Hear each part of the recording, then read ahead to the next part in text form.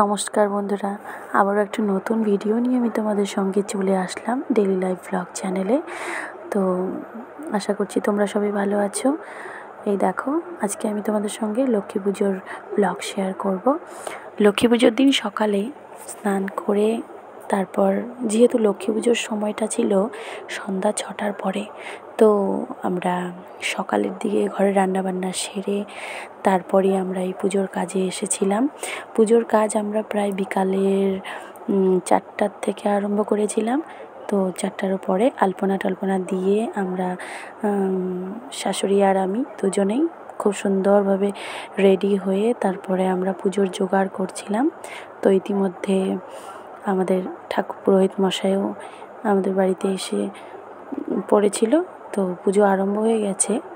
পুজোর সময় ছিল 6টার থেকে রাত্রি 9টা বা 9:30 পর্যন্ত, মানে এই টাইমটা খুবই ভালো পুজোর জন্য। তো পুজো তো সেই টাইমেই করা হয়েছিল, খুব ভালো একটা টাইমে পুজোটা করা হলো আমাদের বাড়ির পুজোটা। তো এই ছিল আজকের ব্লগ।